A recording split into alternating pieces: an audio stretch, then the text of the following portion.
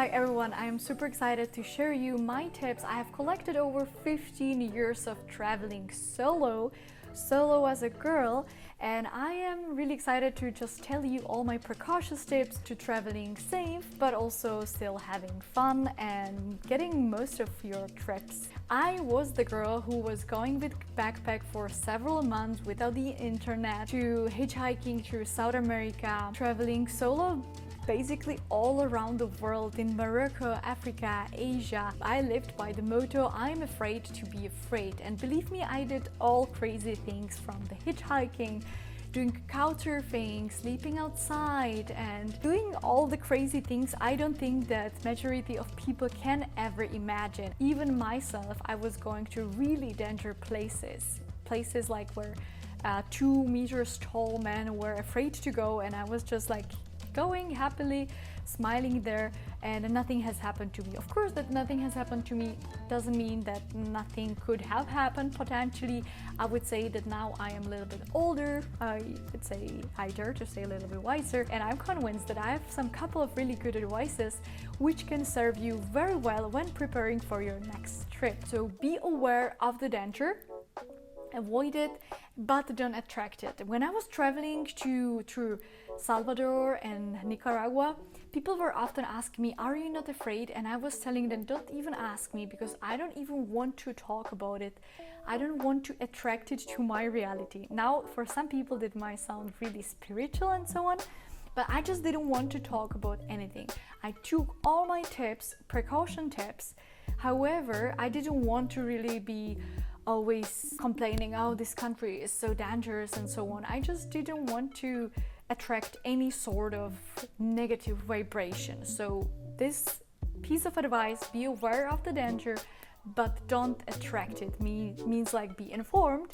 However, don't be unnecessarily talking about the danger if it's not necessary. Number 2 is stay sober. Especially as a female, you can be extremely vulnerable if you're drunk. Sometimes you feel like, okay, I can have just 2 glasses of wine, but then definitely enjoy them, but be aware that you are putting yourself in danger. Not only because of the alcohol, but also because you don't probably know the environment, and also because yes, there are some people which can put something into your drink and it might happen something worse than just that you will have a headache. So don't get drunk with strangers. Really, that's just unnecessary. Number 3 is research on the destination, because yes, destinations can be different. If you're going to Morocco versus if you're going to Slovakia, the cultures are different.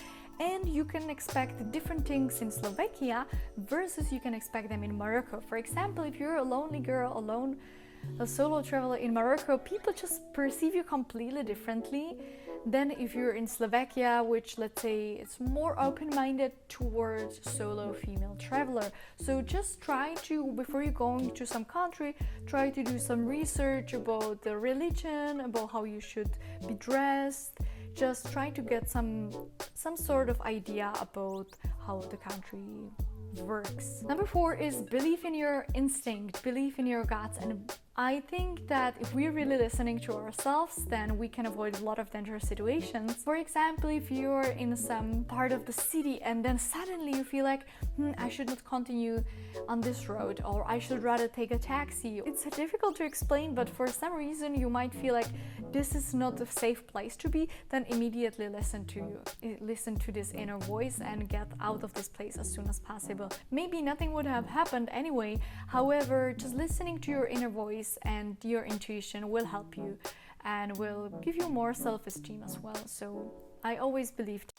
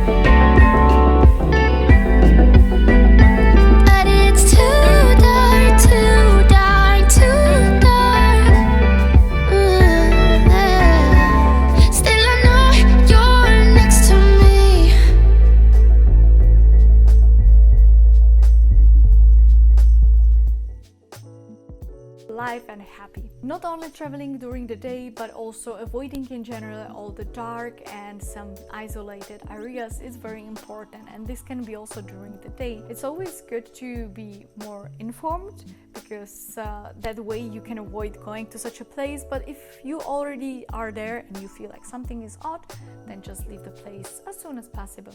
Number 12 is my favorite, and it's to get a pepper spray. When I was traveling, most of the time, not always though, because on the airport they took it away from me, and since then I didn't buy it. For a lot of my travels I was carrying a pepper spray with me as a sort of feeling that I can self-defense myself. I didn't use knife because I feel that I would be anyway too weak to use the knife. However, I know some girls who are using knife as well just for a self-defense, so maybe you can consider this as well. Number 13 is to share your location all the time. There is a fantastic app on the iPhone or on the phones where you're sharing your location with your friends or your family all the time, and that way they know where you are, where is your phone located. That's why it's also good to carry your phone all the time. Number 14 is to travel with others. Now you are saying, okay, but these are tips for traveling solo. I mean that if you're traveling solo, you can also meet some interesting people in hostels or in hotels or through couchsurfing or meetups and so on, and you can always hang out with someone and say, hey, I'm doing this trip, do you want to join?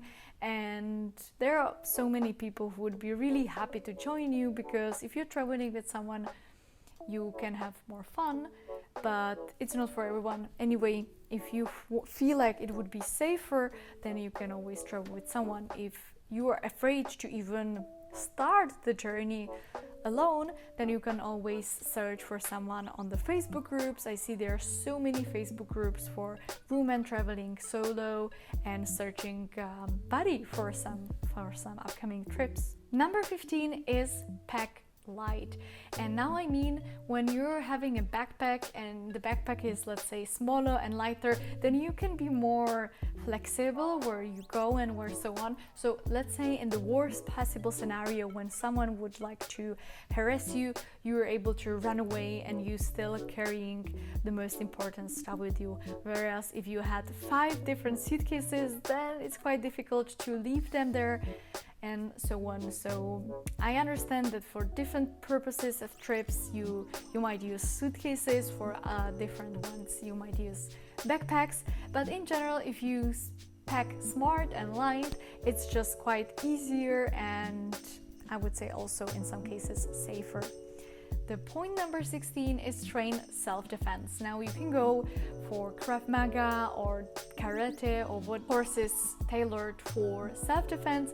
I think if you go only to 2 or to 5 sessions, you can be already aware where the weak points which you can hit when you would be robbed. Number 17, use Uber or use some mobile phone applications for the transportation. Especially in South America, I've noticed that the public transportation is not considered really safe, and the same applies to taxis.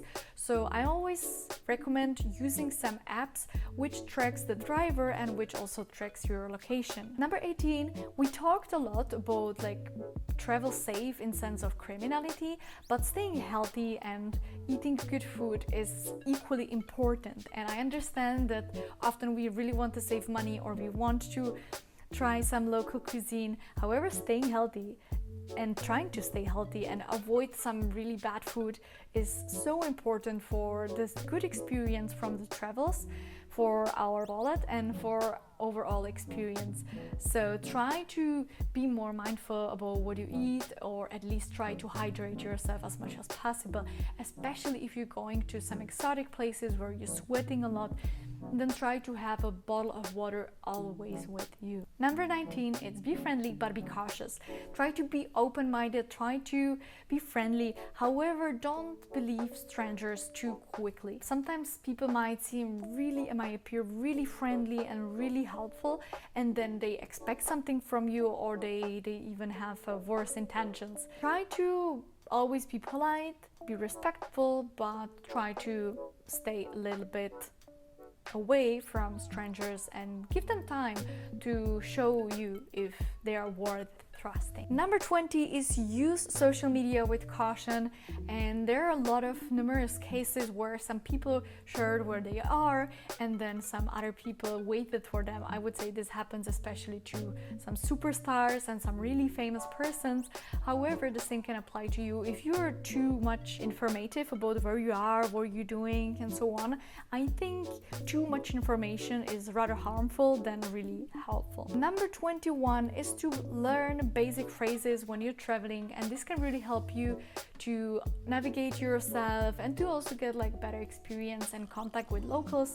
This can be as simple as phrases like thank you, where is hello, and please can I get, and so just some really simple phrases.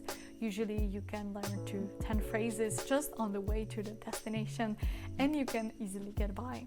Number 22 is to have fun. It's really important when you're traveling solo to have fun. Sometimes you might feel like quite introvert and hesitant to approach others. Traveling solo is super rich and requires so much courage. And believe me, if you are now maybe in the point that you're hesitating, should I go alone or should I not? Go, go, go. I would say 95% of all my travels, I did them alone. I don't regret at all, because sometimes people are telling you, I would go if I had more money, more time, but they eventually, unfortunately, would never join you. So it's much better to tell them, okay, if you can join me, but I'm going on my own. You will have fun, you will see new places, you will see new cultures, and you will have unforgettable memories. So guys, this was everything packed with all my personal tips. Let me know if I missed something, or what would you recommend to other female travelers or male travelers as well, and see you in the next video, guys. Bye bye.